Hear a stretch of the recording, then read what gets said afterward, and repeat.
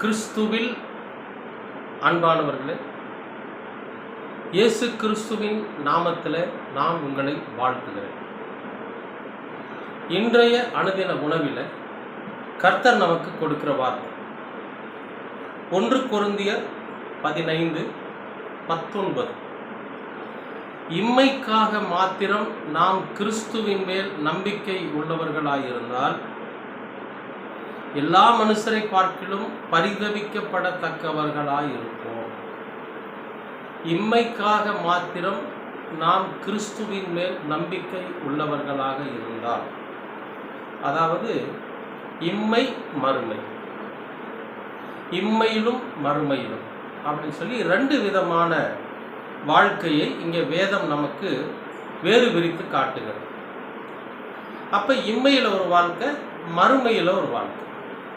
மாமிச சரீரமாய் வாழ்கிற வாழ்க்கை இம்மையில் வாழ்கிற வாழ்க்கை, பரிசுத்த ஆத்மாவாக வாழ்கிற வாழ்க்கை மறுமையில் வாழ்கிற வாழ்க்கை.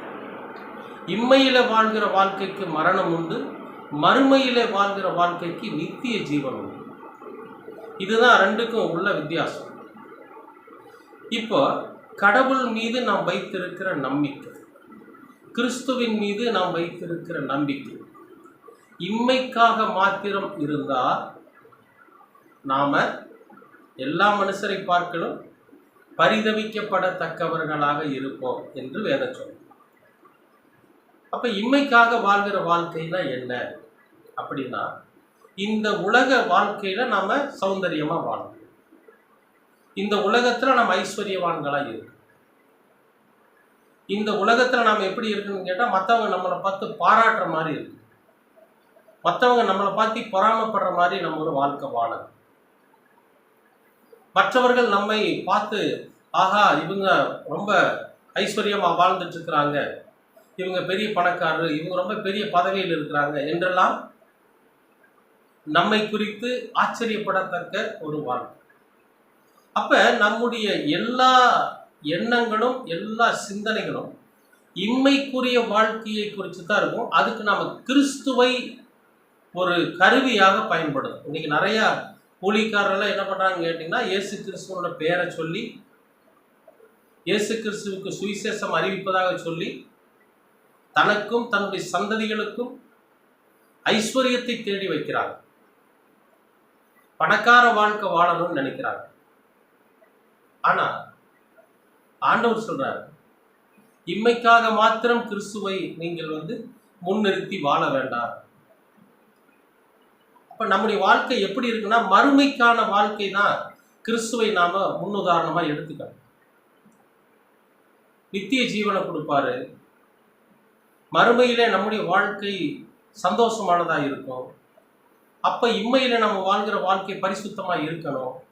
அப்படிங்கிற அந்த சுவிசேஷத்திற்கு உட்பட்ட வாழ்க்கையை தான் நம்ம வாழணும்.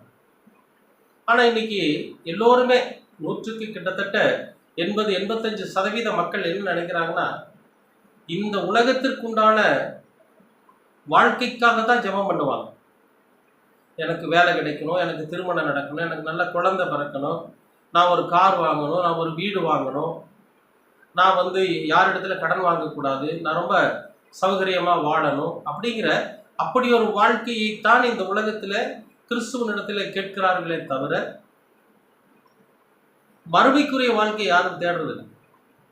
எனக்கு நித்திய ஜீவன் வேணும், நான் உங்களோடு கூட உயிர் தெழுப்பப்படணும், நான் உங்களோடு கூட பிதாவின் வலது பாரிசத்தில் குடியிருக்கணும், இந்த உலகம் நியாய தீர்ப்பு நாளில் நான் உயிர் தெழுப்பப்பட்டு உங்களோட வரணும் அப்படிங்கிற மறுமைக்குரிய வாழ்க்கையை குறித்து யாரும் அதிகப்படியா ஆண்டவரிடத்துல கேட்கறது இல்லை. இப்ப இம்மைக்குரிய வாழ்க்கையை மட்டும் கேட்டு அட நாம இறந்ததுக்கு அப்புறம் என்ன ஆனா நமக்கு என்ன, நம்ம செத்ததுக்கு அப்புறம் அதுக்கப்புறம் நடக்க போகிற விஷயம் நமக்கு தெரிய போறதா என்ன? மரித்தவர்கள் ஒன்றும் அறியாது. அதனால நமக்கு என்ன நடந்தா நமக்கு என்ன? இந்த உலகத்துல வாழ்றப்ப எப்படியாவது நாம நல்ல வித வாழ்க்கை வாழணும் அப்படிங்கிறதுக்காக எதை வேணாலும் செய்யறது. ஆண்டவர் வெறுக்கத்தக்க காரியங்களை கூட சில சமயத்துல ஆண்டவரோட பேரை சொல்லி நம்ம செய்யக்கூடிய நிலை இருக்கு. அப்படி ஒருவேளை இருப்பார்களேயானால் அவர்கள் எல்லா மனிதர்களை பார்க்கலும் அவர்களுக்கு வரக்கூடிய கேடு, அவர்களுக்கு வரக்கூடிய நியாய தீர்ப்பு, அவர்களுக்கு வரக்கூடிய ஒரு முடிவு மற்ற எல்லா மனிதர்களை பார்க்கலும் ரொம்ப பரிதாபமா இருக்கும். ஆனா நேத்து நல்லா இருந்தானே, இன்னைக்கு இப்படி போயிட்டான். ஓடி ஓடி சொத்து சேர்த்துறானே, அதை அனுபவிக்க முடியாம போயிட்டான். இப்படியெல்லாம் இம்மைக்காக மட்டும் வாழ்கிற வாழ்க்கை, அந்த மனிதர்களுடைய வாழ்க்கை எப்படி இருக்குன்னா, எல்லா மனிதர்களை பார்க்கலும் பரிதவிக்கப்படத்தக்கதா இருக்கு. அன்பானவர்களே, நம்முடைய கிறிஸ்து இம்மையிலும் மறுமையிலும் நம்மை ஆசீர்வதிக்கிற கர்த்தர். உண்மையும் உத்தமமாய் நாம் பரிசுத்த வாழ்க்கை வாழ்கிற போது இம்மையில மாத்திரமல்ல, மறுமையிலும் நமக்கு நல்லதொரு வாழ்க்கையை கர்த்தர் தருவோம்.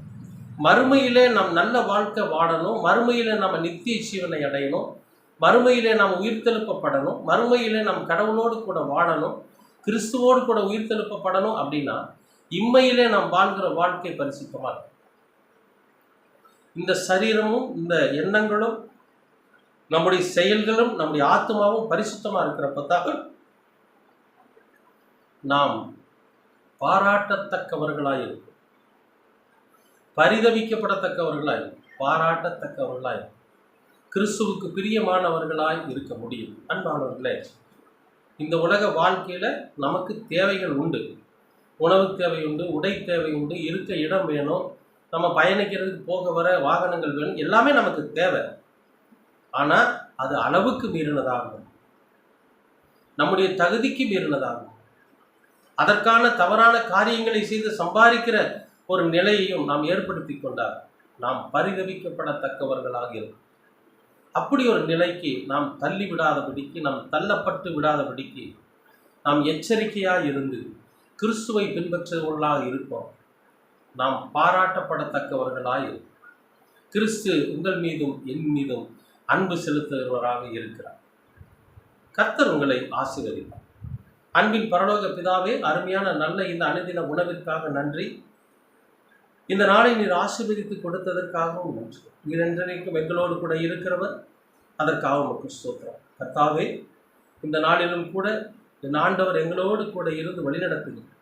நாங்கள் இம்மைக்கான வாழ்க்கையை மட்டும் வாழ்ந்து பரிதவிக்கப்படத்தக்க மனிதர்களாய் மாறிவிடாதபடி மறுமையிலும் எங்களுடைய வாழ்க்கை தொடர்வதற்கான வாழ்க்கையை நாங்கள் அறிந்து கொள்ள நீர் எங்களுக்கு கிருபை பாராட்டும். கிறிஸ்துவை முன்வைத்து இம்மையிலே பரிசுத்தமும் மறுமையிலே மகா பரிசுத்தமும் பெற்றுக்கொள்ள நீர் கிருபை பாராட்டும். தொடர்ந்து உமது வசனங்கள் எங்களை வழிநடத்தும். இரட்சகராம் இயேசு கிறிஸ்துவின் வழியாய் கேட்கிறோம் நல்ல பிதா. ஆமென், ஆமென், ஆமென்.